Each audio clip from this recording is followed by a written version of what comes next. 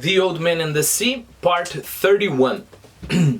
Back in the bow, he laid the 2 fillets of fish out on the wood with the flying fish beside them.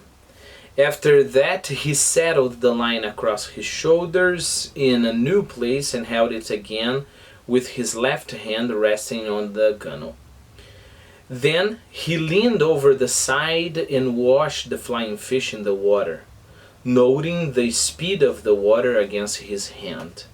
His hand was phosphorescent from skinning the fish, and he watched the flow of the water against it. The flow was less strong, and as he rubbed the side of his hand against the planking of the skiff, particles of phosphorus floated off and drifted slowly astern. Remember that astern is behind the boat. I'm pretty sure that the other words you're already familiar with, okay? He's tiring, or he's resting, the old man said. Now let me get through the eating of this dolphin and get some rest and a little sleep. Remember, when you get through something, usually it's something difficult, you know, or something you have to do, like an obligation. I think we've talked about the fact that the old man rests because he has to, otherwise he wouldn't fish as efficiently, and he eats as well for that purpose, right? So it's something he has to do, he has to eat. I guess if he didn't have to eat, he wouldn't, because, you know, he just has this purpose. He has to catch this fish, or to bring this fish to the boat in that part of the book. Now let me get through the eating of this dolphin and get some rest and a little sleep. Under the stars and with the night colder all the time, he ate half of one of the dolphin fillets and one of the flying fish, gutted and with its head off. What an excellent fish dolphin is to eat cooked, he said, and what a miserable fish raw. I will never go in a boat again without salt or limes. I don't know if I told you, but remember, people, that lime is different from lemon, okay? In Portuguese, I guess we would use the same word. Lime, you were thinking about the one we use here in Brazil to make caipirinha, the one that has, you know, the green, it's green, right? And lemon is more the ones we see in American movies. They are yellow. Keep in mind that limes are much more sour than lemons, you know. If I had brains, I would have splashed water on the bow all day, and drying it would have made salt because of water evaporation, right? The salt would have been left, he thought. But then I did not hook the dolphin until almost sunset. Still, it was a lack of preparation. But I have chewed it all well, and I'm not nauseated. So imagine how bad it was to eat the fish, right? He didn't mind the horrible taste, but he was afraid he would be nauseated, right? Because by vomiting he would get weaker, and, you know. The sky was clouding over to the east, and one after another the stars he knew were gone. It looked now as though he were moving into a great canyon of clouds, and the wind had dropped. There will be bad weather in 3 or 4 days, he said, but not tonight, and not tomorrow. Rig now to get some sleep, old man, while the fish is calm and steady. Rig in this context is get ready, okay? Keep in mind that when you rig a boat, you prepare the sail and all of the equipment for sail. But of course, that's not the point here. The point is, he's getting ready to sleep. He held the line tight in his right hand and then pushed his thigh against his right hand as he leaned all his weight against the wood of the bow. Then he passed the line a little lower on his shoulders and braced his left hand on it. This is one of our biggest challenges here in the book, to try to imagine what kind of device or what kind of strategy he devised to sleep. So let's try understanding it together, right? Look, he held the line tight in his right hand. Okay, so here you have the line. It's tight in his right hand. It's here. Keep in mind. Let's keep in mind that one of our biggest challenge is to picture those things. And then he pushed his thigh against his right hand as he leaned all his weight against the wood of the bow. So he lay on the bow, and then he put his hand, close, this hand here, close to the thigh. I'm not going to show my whole body here, I wouldn't have space, but you are following me, right? So imagine he's leaning like this. Then he passed the line a little lower on his shoulder. So here's the line, right? So he passed the line a little lower on his shoulder to this side here. And braced his left hand on it, right here. Okay, so he braced the left hand on the line here, and he is leaning like that. That's going to be important for what is going to happen. My right hand can hold it as long as it is braced, he thought.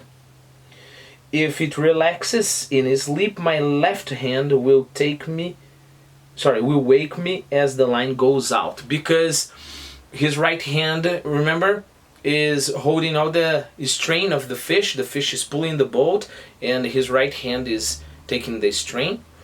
His left hand is here, not taking any strain.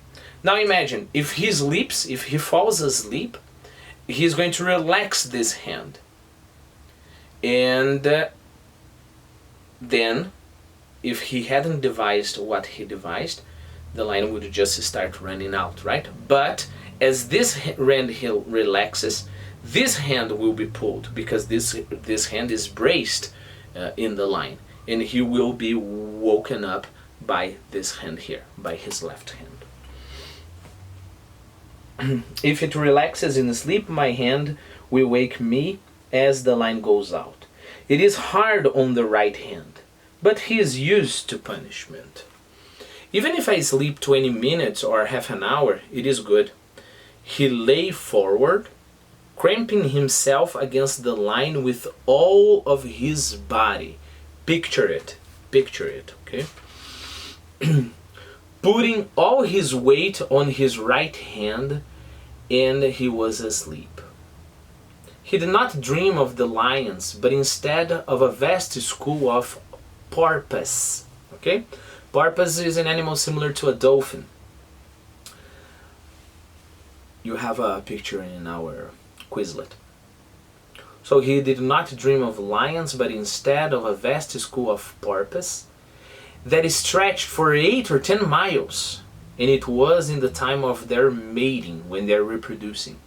And they would jump high into the air and return into the same hole they had made in the water when they leaped. Then he dreamed that he was in the village on his bed, and there was a north wind, okay? And he was very cold, and his right hand was asleep because his head had rested on it instead of a pillow. After that, that's in his dream, right? But of course you can see the relation, right? It's representing what is happening to his hand here. After that, he began to dream of the long yellow beach, and he saw the first of the lions come down onto it in the early dark, and then the other lions came, and he rested his chin on the wood of the bows where the ship lay anchored with everything with the evening shore breeze, and he waited to see if there would be more lions, and he was happy. The moon had been up for a long time now, but he slept on, and the fish pulled on steadily, and the boat moved into the tunnel of clouds. He woke with the jerk of his right fist coming against his face, and the line burning out through his right hand. He had no feeling of his left hand, but he braked. Remember brake, like when you press the brakes of your car? But he braked all he could with his right hand, and the line rushed out. Finally, his left hand found the line, and he leaned back against the line now. Okay, so the line was rushing here, and he couldn't find the line here. Suddenly but he was trying to brace the line, and break the movement of the fish. And when he did find, his other hand, so probably his left hand was sleeping, then he could just hold the line like this, right? So now I have the two ends of the line, and then he could lean against the line. So that means that he's going to use that against the fish, right?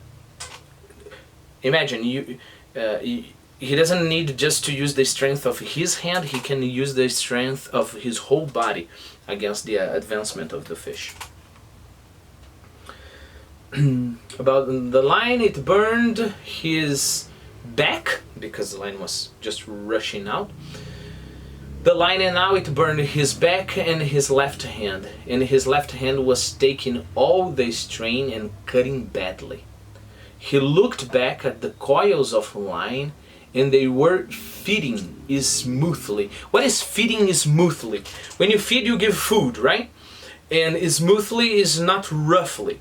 Because a problem for a fisherman is you have the coil there, the line is just going out, but maybe the line will get caught, or there will be an entanglement or something, and then we'll mess up the line, right?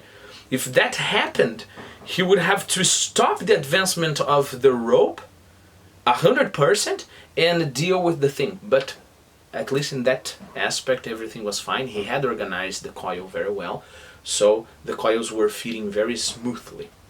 Just then the fish jumped, making a great bursting of the ocean, and then a heavy fall.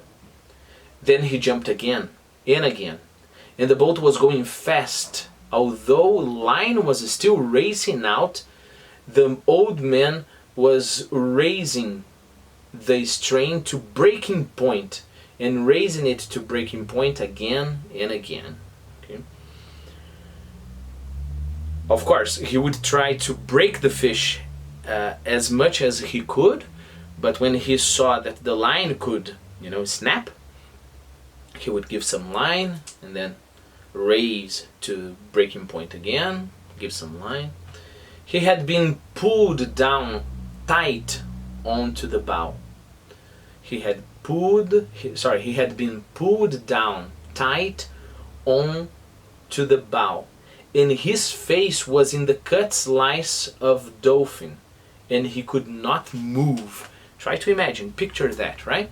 How so? It's so much strain he has to take. The line has taken him, down to the bow. Remember the fish were there, right? So now his face is against the fish, and sometimes he tries, just to lean against the rope, but then he is pulled again, and that's the kind of fight he is going through now.